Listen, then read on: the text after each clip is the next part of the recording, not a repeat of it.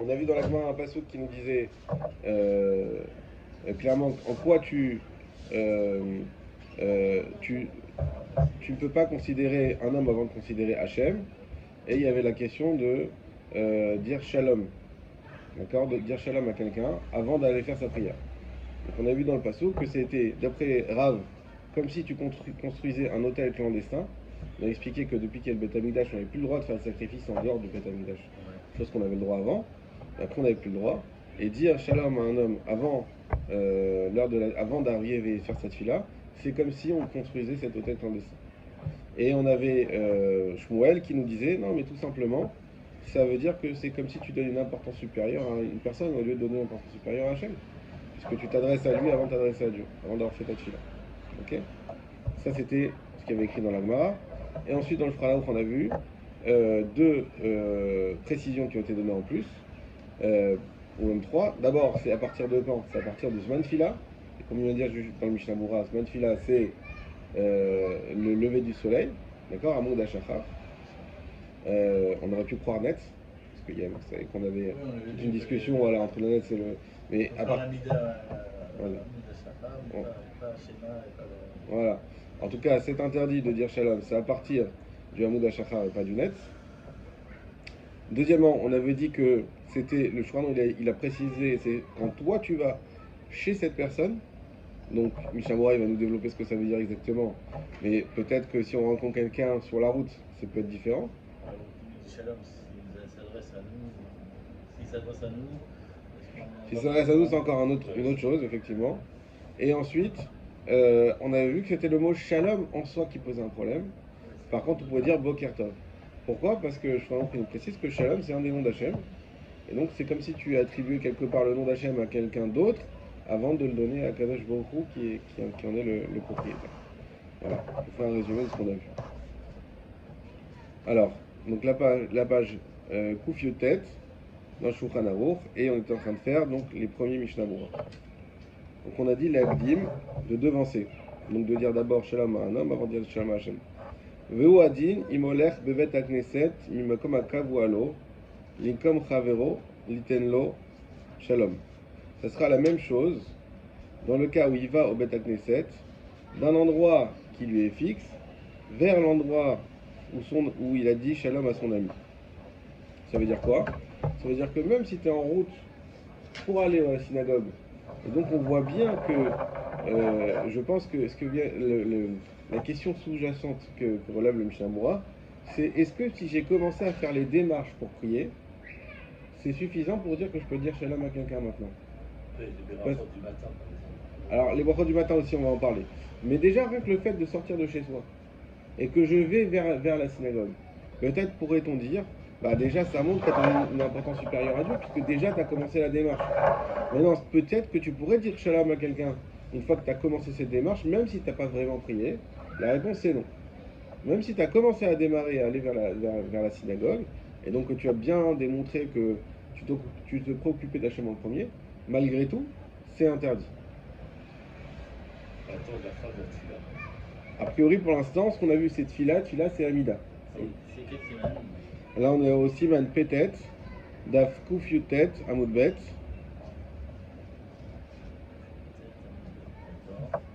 Et donc, on est à la Chabet. Et dans le Mishnah Bura, là, on vient de faire le tête, on va passer au Yud. Les Feta Chavero. Le Yud, il est à la mi-page en bas. La ligne commence par Shalom.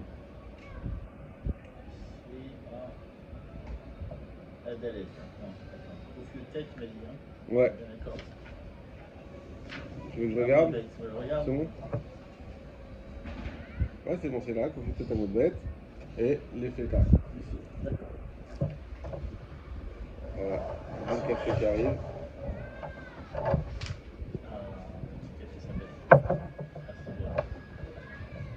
Tu veux du sucre? Non. Ok. Vous voulez. Attendez, prenez le mien si vous suivez ensemble. Ce sera plus simple parce qu'il est plus gros. Et moi, je vais prendre le tien.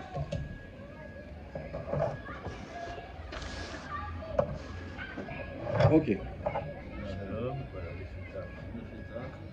Lefeta Chavero. Veu Adin, Imaya Aviv Orabo. Deuxième question que lève le Mishnah Bora. Il dit oui, mais tu sais, il y a un autre côté, c'est que Aviv Orabo, peut-être on aurait pu permettre, parce qu'on sait qu'il y a le Kiboud Avahem, et également le Kiboud du Rav qui est encore plus grand. C'est la même chose. Le Kavod d'Hachem passe à main. Veim yesh lachosh le Evat Gavra Alma. Et s'il craint de prendre des coups d'un homme qui est alama, qui est plutôt violent, im yachol iten yado velo amirat shalom shapir dame. S'il peut lui serrer la main, alors là on ouvre une autre chose, c'est serrer la main, sans dire le mot shalom, ça va. D'accord. Ou chez Pago Baderer, et maintenant s'il rencontre quelqu'un sur le chemin, yesh laquelle mais gavra alama, il y a lieu d'être permissif par rapport à une personne violente. Gamba amirat shalom, même de lui dire shalom. Divla avachim midina muta ou l'irdeman. Et si c'est pas comme ça, de toute manière, au niveau du din, c'est muta. Qu'est-ce qu'il nous dit ici le Mishnah Bora? Plusieurs choses. La première, un père ou un rave, quand même, faut pas dire shalom. Donc ça peut être la question, tout simplement. Des fois, toujours, il faut essayer de voir les concrétisations halachiques de ce qu'on dit. Tout simplement, un enfant qui vit chez ses parents. Il a 15 ans, 16 ans. Donc il vit chez ses parents. Et il n'a pas fait cette fille-là. Mais il ne faut pas qu'il dise shalom à son père avant de faire cette fille-là. Tout simplement. Donc c'est pas un cas difficile à comprendre. Quand on arrive à la synagogue le Shabbat matin, il y a le rave. Des fois, on a des raves qui ont une certaine prestance, posture, tout le monde va les voir, bonjour, au revoir, etc. C'est des grands rabbinim. Malgré tout, tu arrives à la synagogue le samedi matin, ce que tu fais en premier, c'est d'aller à ta place.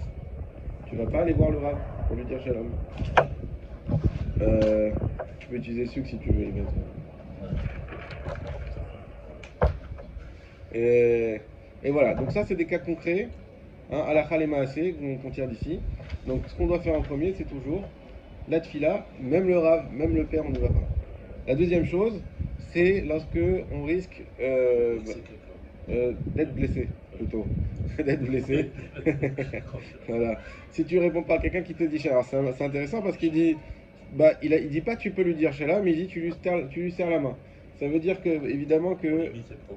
Voilà. Si tu peux, quelqu'un qui te dit bonjour, si tu réponds pas, tu sais que tu vas en prendre une. Bon, c'est quelqu'un qui est quand même assez. C'est rare, j'espère. Mais en tout cas, dans ce cas-là, qui est quelqu'un d'assez costaud, bon, alors tu lui serres la main. Mais on voit ici que ça veut dire que même serrer la main, ça serait pas évident si c'est pas dans ces conditions. Ok? Et la dernière chose, là, c'est honnête, ouais, honnête. Après, c'est sûr que si on sait que ça va poser problème, évidemment, même en pleine amida, on a la possibilité de s'interrompre si on a dit en danger, etc. C'est tout un ignal aussi qui est. Exactement.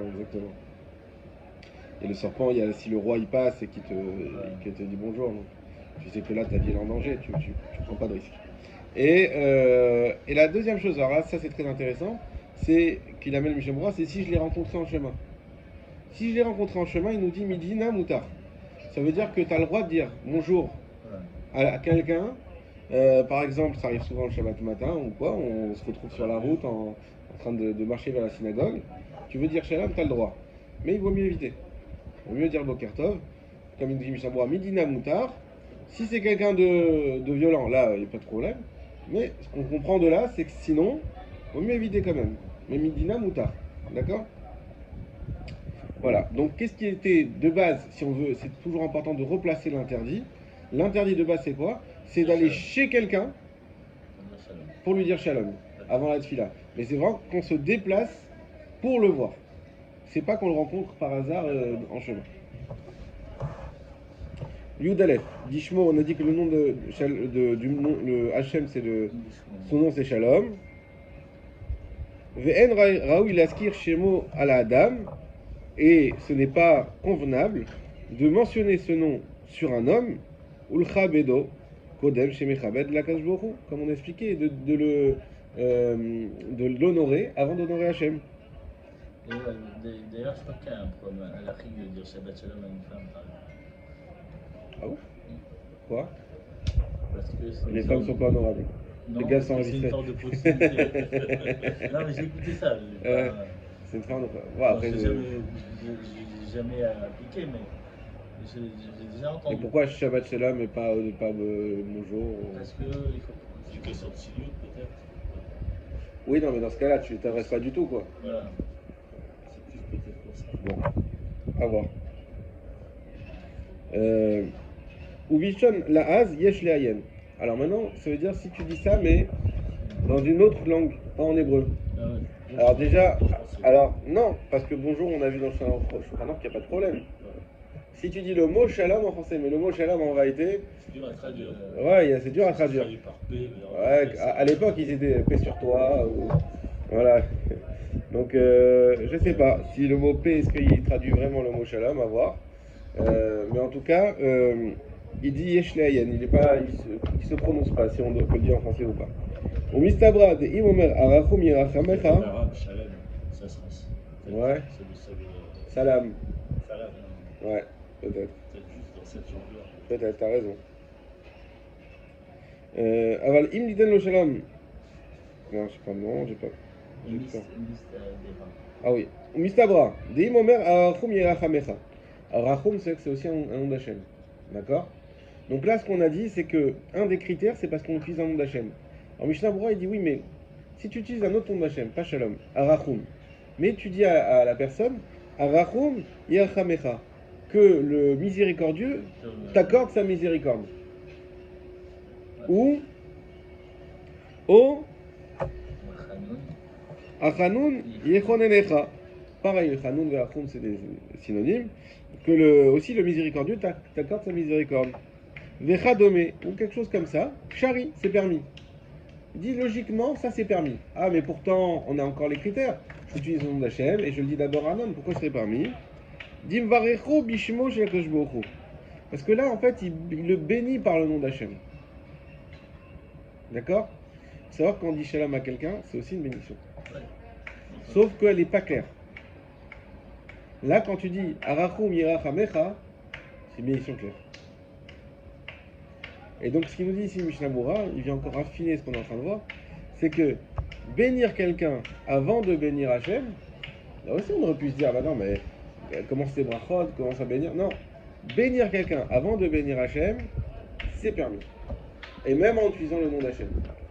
Mais c'est uniquement en appropriant le nom d'Hachem tout seul à quelqu'un, à un homme, avant la tefila que ça c'est interdit. Mais c'est pas si grave, puisque après la tefila, on a le droit de le faire.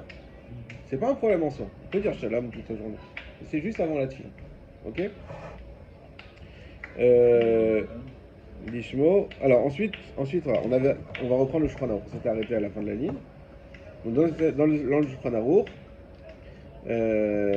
des marées tav. On s'était arrêté. La ligne commence par aval mutar. Troisième ligne. Voilà. Va filou. Donc va filou zé eno mutar. Ah, attends. Ici, Ah oui, d'accord. Va filou zé. Et même ça, c'est quoi même ça? même en disant bonjour. Voilà, même en disant bonjour. Eno mutar, ce n'est permis. Et là, keshe utsrach la lechet lirot eze esek. Uniquement quand il a besoin d'aller le voir pour une affaire. Aval im eno olech ela lagbil panav kodem fila. Mais s'il va le voir, s'il n'y va que pour lagbil panav, ça veut dire le voir, le rencontrer avant la prière. Afilu ze alashon asur. Même ce lachon est interdit. Alors on a encore un autre critère. Finalement, il y a la halakha qui sont très simples. Ça devient compliqué. Voilà, ça veut dire que si tu vas voir quelqu'un, juste pour le voir, juste pour savoir comment il va, si tu passes par là, parce que tu as une affaire à régler sur ta route, et qu'il est là, et tu lui dis Boker Tov, c'est bon. D'accord? Maintenant, si tu vas le voir, juste pour prendre de ses nouvelles, alors là même Boker Tov, tu n'as pas le droit de le dire. Ça veut dire qu'on comprend qu'il ne faut pas aller voir quelqu'un pour prendre ses nouvelles avant la tefila. Avant la tefila, oui. De toute façon, on dit que ça montre l'importance de la tefila. Voilà, c'est exactement. On commence à apercevoir autre chose. Ça veut dire que tu étais vraiment à un point où... Déjà, la majorité des études, on ne peut pas les faire avant la tefila. Tout à fait. Alors justement, on va parler de ça aussi. Parce qu'on peut commencer un peu à travailler. Et toutes les applications aujourd'hui, Il y avait une question qui s'était posée, c'était d'écouter la radio dans la voiture quand tu amènes tes enfants à l'école. On amène les enfants à l'école tôt, des fois même tu pries dans l'école, et tu mets la radio. Et ben le Rav Vizan, il avait ramené au nom du Rouv, Rav Rothenberg, il avait interdit. Il s'est interdit de mettre la radio, même si tu mets Radio Shalom.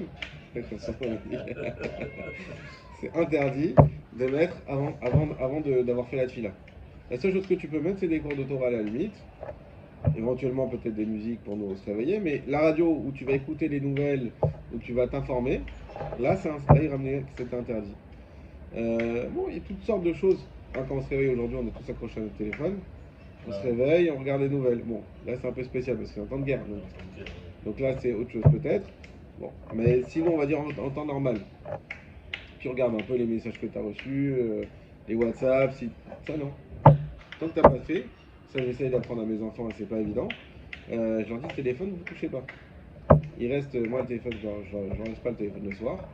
Donc ils me donnent les téléphones à l'heure que je leur indique. Les téléphones sont sur la table de nuit, je ne veux pas qu'ils bougent de là tant que vous n'avez pas fait votre fila. D'abord faites votre fila, et après vous pouvez prendre les téléphones et faire ce que vous voulez. Et ça ils ont du mal à comprendre. C'est normal, c'est des adolescents. Mais ça veut dire que c'est une éducation à se dire je fais rien tant que j'ai pas fait ma fila. Moi je me rappelle, j'ai eu un petit miracle comme ça donc qui m'est arrivé. Et du coup, ça me motive à faire attention parce qu'on est tous tentés de prendre le téléphone. Surtout si on a des affaires qu'on attend le lendemain ou quoi. Et j'avais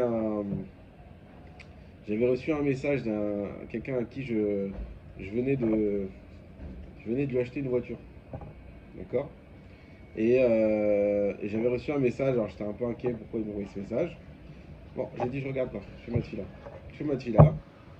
Et entre temps, j'ai reçu un deuxième message. Dans le premier message, il me dit voilà, j'ai reçu plein de PV, il va falloir que vous me remboursiez, je sais pas, 300 ou 400 euros. Il me parlait, moi j'étais tout jeune, c'était ma première voiture.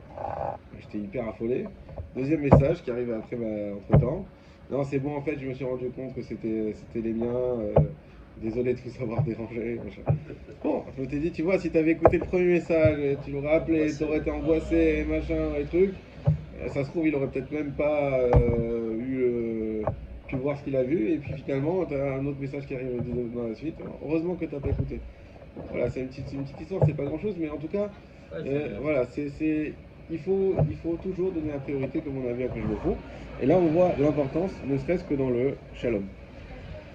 Donc, pour revenir à la halakha, on a dit dans le Shulchan Aruch, Keshutar Ezesek, Aval im eno olech ela lagbil kodanjila, afilouzé lachon à lachon asur. Donc, même dire bonjour à quelqu'un, si on a été dans l'intention d'aller le voir à lui directement, ça c'est interdit, même de juste dire bonjour. On va faire le Mishnah Moura Yudbet sur cette phrase.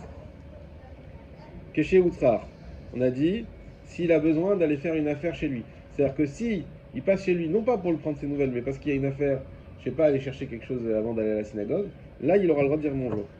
Retsono lomar chez Utsrar la lechet derer chatsero shel chavero beriyat ezesek. On parle du cas où il a besoin d'aller chez son ami pour voir quelque chose qui est lié à une affaire. Ve'agav zeolech lefitro lomar lot safra demaretav. Et agav, ça veut dire et au passage. Donc c'était pas prévu pour ça. Eux au passage, il peut aller, vu que lui il habite à côté ou il passe par chez lui, donc lui dire bonjour. Ava liten lo shalom. Avbicha agav naasur. Mais par contre, lui dire shalom, même dans ce cas-là, c'est interdit. Et on peut voir le bureau halakha qui s'allonge là-dessus. Donc ça, c'est comme on a compris du Shulchan Aruch. Shulchan Aruch, on dit attention, shalom c'est interdit, Boker Tov c'est permis. Mais Boker Tov, même Boker Tov c'est interdit si c'est pour prendre des nouvelles. Et bien sûr que même si tu vas pas prendre des nouvelles et que tu passes juste comme ça, Boker Tov c'est permis, mais par contre shalom c'est interdit. Ça reste interdit. Veda, et sache, des matchs et Katav Shulchan Aruch, Lirot, Ezesek, il y a quelque chose qui devrait dû nous titiller tout de suite. On a dit il va pour une affaire, mais attends, on parle de quelqu'un qui n'a pas encore prié. Et quoi, tu t'occupes de tes affaires avant? Elle dit non, est-ce qu'il y a écrit dans le Shulchan Aruch que tu vas avoir une affaire? Dafka lirot, c'est attention, c'est pour voir. Voir c'est léger. C'est juste tu passes par là, je sais pas moi, Kochaf qui passe par là-bas. Regarde, il y a encore de l'eau ce matin dans le truc. Il y a un chantier là-bas, je sais pas si vous savez, qui est. Tu sais, juste avant de tourner à droite pour aller à la synagogue, il y a un Ouais. grand chantier, là où il y a la grue là. Ouais, d'accord. Et le pauvre, c'est un truc qui est depuis qu'avant qu'on arrive, nous, il était déjà en chantier. Et ils se sont trouvés qu'il y a Problème. comment ça s'appelle, les nappes. La Euh, Florentique. ouais. Et donc c'est L'eau inondé, qui remonte. c'est tout le temps inondé. Ouais. Donc là c'est pour ça il y a des machines, des machins, ils n'ont pas pu avancer du tout sur ce chantier. Donc voilà, donc ils passent, ils jettent un petit coup d'œil, est-ce que ce matin, voilà, c'est un exemple. Euh, Avalit asek mamash asur kodem atfila. Mais par contre, lit asek mamash, donc de vraiment travailler, asur kodem atfila, ça par contre c'est interdit avant la tfila. Odi kamen b'seif gimel, comme on va le voir dans le prochain seif, dans le prochain paragraphe. Alors, juste une question pratique. Moi, ça m'arrive des fois de travailler jusqu'à 2-3 heures du matin et de reprendre à 9 heures, par exemple. Ouais. Et souvent, bon, ça m'arrive aussi quand je me réveille, je suis prêt, proche de proche du moment où je travaille. D'accord? Bon, je ne peux pas rigoler parce que je me compte rendu à faire dans la demi-heure qui suit souvent. Qu'est-ce que je peux faire? Je fais des brachot, je fais Shema Israël, pour pouvoir commencer un peu à travailler en attendant de trouver un moment pour prier. Bah, pas grand chose. Pas grand chose.